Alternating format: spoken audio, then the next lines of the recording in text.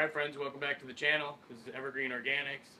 Today, we're going to take a look at a 661 Magnum that's been ported by RIPSAW. We've got some goodies that we're going to add to this saw. Westcoast saws bark box. We've got a chrome clutch cover here. And then the Max Flow kit, which is what I have on my 661. I don't have the chrome clutch cover because I'm not that fancy. But I've got the bark box and I've got the Max Flow kit on my 661. So this company, when you order a saw through them, they port the saw, polish the cylinder. So they do the windows and the transfers, your intake and exhaust. Port matched and modified muffler, machine cylinder, and gasket delete for increased compression. So that's the squish, which is the distance between where the piston comes up top dead center to the ceiling of the cylinder. The less amount of space that's there, the higher the compression. So then they did advanced timing, optimized jetting setup, and improvements that lead to reduced friction, improved reliability, and massive power gains. Anyways, I'm really excited to get all these goodies put on this saw and get outside, and we'll get this thing buried in some wood, and we'll see how it does. So stick around, and it should be a good video. This is your stock muffler cover right here. We'll take this off. This is what gets the Westcoast bark box. And then I do want to see, I'm not sure if they knocked the baffle out. It said they did some modifications to the muffler. I'm curious to find out if the baffle's been knocked out, so we'll check that out.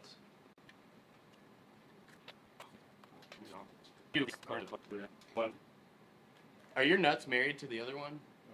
Okay. Maybe that will be the one downside. Westcoast saws, maybe that's something we could see from you guys in the future. That would make things a lot more convenient.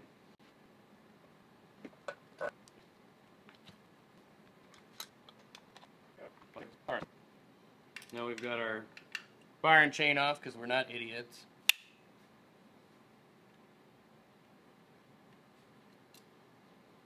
I've been thinking about getting those Snap-on makes those T-handle Torx hand wrenches. They are stupidly expensive though.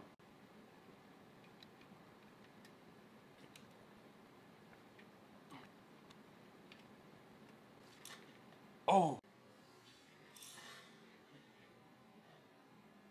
Oh! Oh!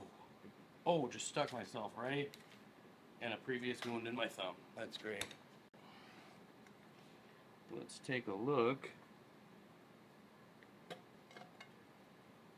You guys can see in there, we still have a baffle, however. It does look like they've machined it out. That's a pretty wide opening in that baffle. Gosh, I wish I had my Stihl saw here so that I could compare the size of the baffle, but that's okay. So we've got our stock covers coming off, and it does look like, I was going to see if they had opened up this side port. It looks like they have. I think they have opened that up a little bit. Alright, Westcoast saws, bark box, going on. Okay friends, if you are not prepared to wear hearing protection every single time you use your chainsaw, even if it's for only 1 minute, do not put a bark box on your saw. This little contraption right here will make your chainsaw deafeningly loud. I was floored the first time I fired up my saw with a bark box on it. It is really, really loud.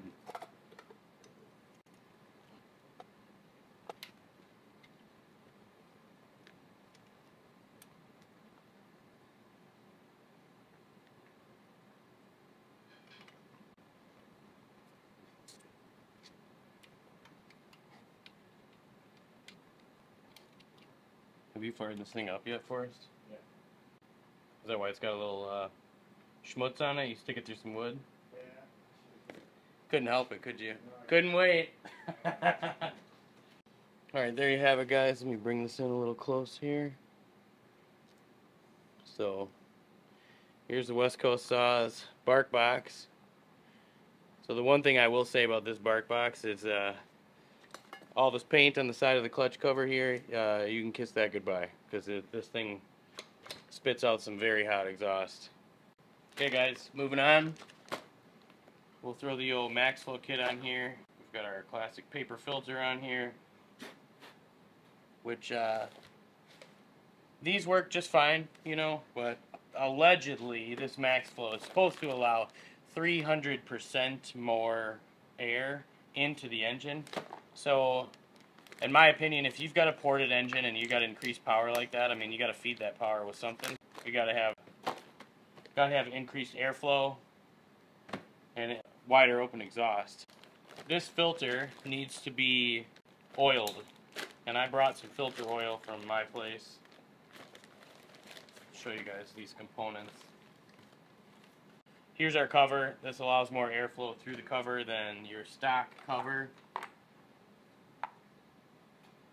So the stock cover is a little tighter. This cover is a little bit bigger. It sticks out a little bit more. It's kind of a bulky looking thing on the back of the saw. And then the air filter actually goes over the top of this piece.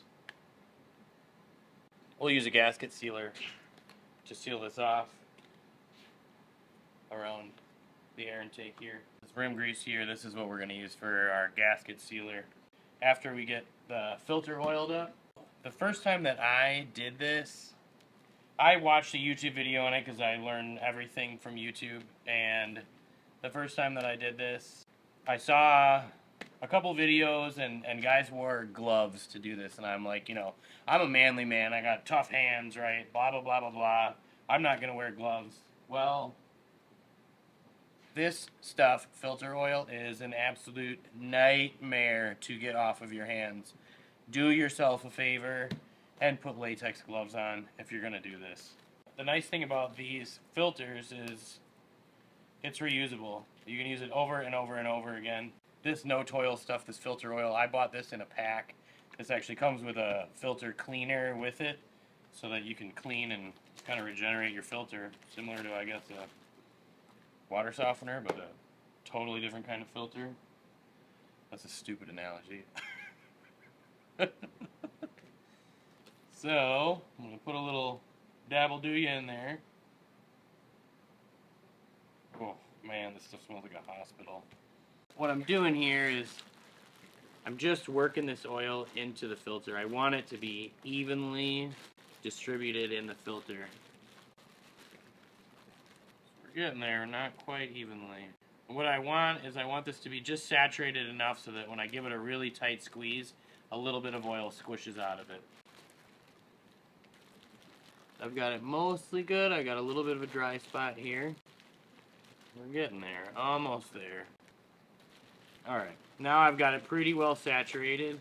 Everything is nice and evenly coated, and I want to look and see that when I squeeze it really tight, I see oil coming out of it. That's what I want. But I don't want it to be so saturated with oil that I have big blobs of it and globs of it everywhere. So now that I have this part done, what I'm going to do is I'm going to put this inside the filter, and then there's two little lines on the inside of this, and I want these lines facing up. Try to gingerly get this out. Take my gloves off here. Now we've got our filter set up. I have to take this quarter turn nut out of my stock cover. Ooh. This is my nut. And this is going to go into my MaxFlow kit. Now I've got my filter, is all oiled, ready to go. I got that set aside. What I'm going to do is use this rim grease, and I'm just going to apply a light coating of it, and this creates a seal around the filter. It doesn't have to be anything crazy thick. We just want to get a nice seal there. Honestly, if you don't have this stuff, I don't think it's the end of the world. Alright, now we put our rim grease on there. So then I'm going to find there's two little lines in there, and we're going to find our arrow pointing up. And that's how we're going to put it on.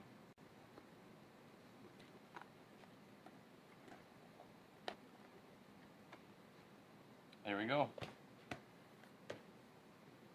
So just like that, we've got our oiled filter on there. So I should mention though that, you know, this filter is going to work just fine, but if you're going to have a ported saw, you typically should have an aftermarket filter on there. The green filter that I put in here is a 60 pore filter. This is an 80 pore filter, so for whatever reason, if you're in a much more dusty situation, This is a filter you can use. I've never used this filter before. I've been running the green filter on mine since I got my saw, and it's worked just fine for me. Now we're going to take the clutch cover off, put this fancy, dancy, chrome Westcoast saws clutch cover on here, because, I don't know, when you're a lunatic about chainsaws, I guess this is what you buy.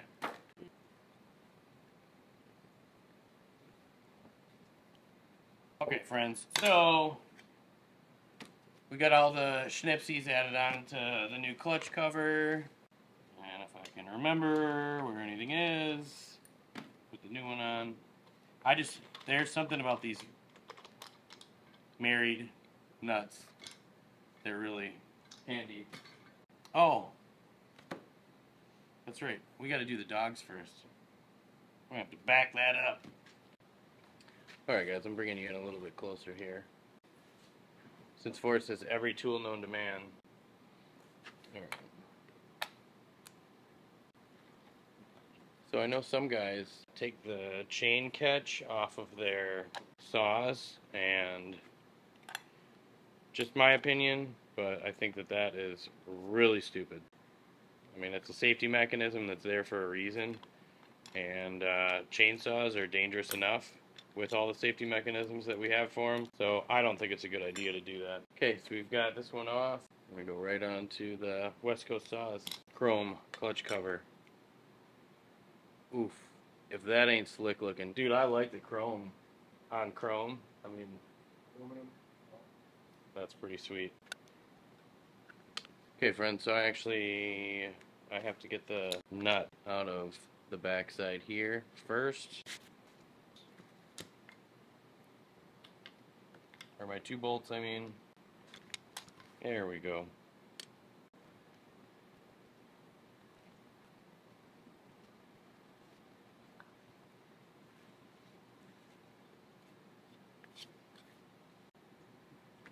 Pretty sweet. We're going to leave a little bit of slop in these nuts. Boy, so that's not an innuendo. Alright guys, I did not do one very crucial thing right here. So on these 2 bolts that hold the outside dog on, the nut and the bolt have to be swapped around so that the head of the bolt is on the inside. So I'm going to do that real quick, and then we'll get the clutch cover on. Clutch cover is pretty well ready to go. Alright, set this back quick. We're going to take our bar, and we're going to put a full skip chain on it. I don't know how familiar everybody is with what full skip chains are. This is a standard chain. So what we have on a chain like this, right, is we have 1 tooth, and then we have 1 chain link, and we have 1 tooth facing the other way, and we have 1 link and 1 tooth, and so on and so forth around the entire chain. Now, this is the safest type of chain because, you know, we know that the top corner of our bar, from here up, this top is where kickback occurs. So when you have a regular chain on here, the variation in height on the chain spans a minimum amount of distance. Now, I'll show you guys when we do when I put the, I'll bring the full skip chain over here and I'll kind of try to explain this. Here we're going to use, this is a Stihl brand full skip chain. You have to get a chain like this from a dealer. You can't, I mean, you can order them online, but you can't, you're not going to Home Depot and getting a chain like this. It's not happening. This is a square ground full skip chain. This is the fastest chain that you can use, particularly for long bars. If you have a 20-inch bar on your chainsaw, you have no business putting a full skip chain on there. It's just pointless for a short saw. But the reason that I use a full skip chain like this is as you're going through a large piece of wood, you can actually pull so many chips out that you can start to clog your bar and chain, particularly when you're dropping big trees. And this also allows you to put a longer bar on a lower CC saw without it completely bogging down on you. So like, let's say I have a 500i and I want to put a, you know, 36 or a 48-inch bar on there. I could get away with it if I have a full skip chain because I have less teeth in the wood per inch of bar, right? So what makes this so dangerous, if I can picture this coming through on the top corner of my bar, now I have this big flat spot where when this tooth finally comes back around, it's got space to catch. And that catching, right when I have a chain that's moving super fast and it comes in contact with an immobile object, that is what causes kickback. So these chains create much, much worse kickback, but they cut faster. So if it cuts faster and it's more dangerous, sign me up. Alright guys, so I don't know if you guys have ever put a brand new chain on a bar and then threw it on your saw and went to go stick it in a piece of wood and it absolutely wouldn't cut anything, but I've done that, and the reason is because I put my chain on backwards. So I'm going to try not to do that today. Now if you're new to using chainsaws, one important thing about the bar on your saw is every time I sharpen my chain, I flip the bar around because I want my bar to evenly wear on both sides. I don't want to have a bar that's unevenly worn.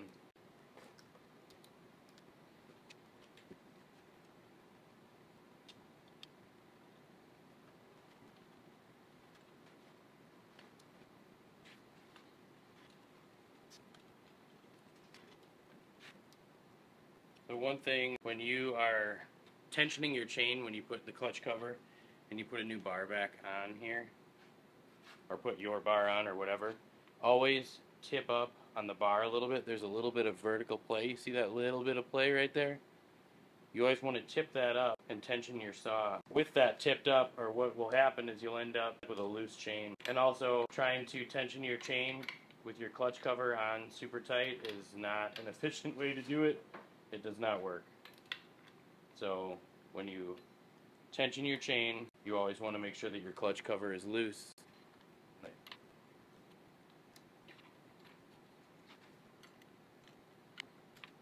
So it's important to get your tension right when you're putting your chain on your saw. If your chain is too tight, you will wear out the front sprocket on your bar, which most of these pro bars have replaceable sprockets. However, it's really easy to avoid doing.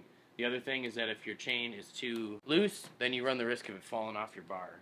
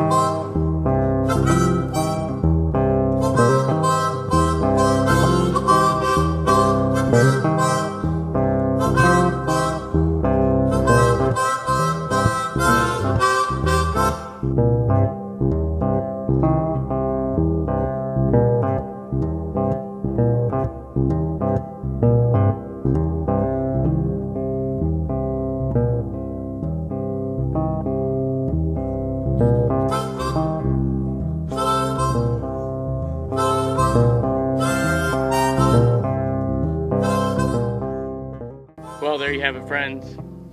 This is an absolute beast of a saw. This was a really fun time.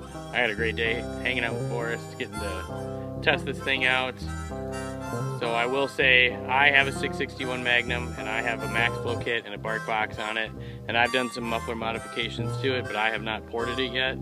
And this saw is a lot more powerful than my saw. I mean, mine is nothing to, what's that phrase? Mine's is nothing to shake a stick at, nothing to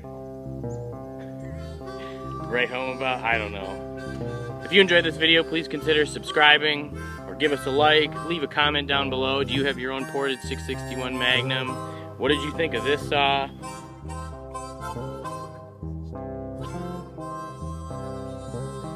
Hit the notifications bell so that when I release new videos, you can see them each week. And thanks for watching.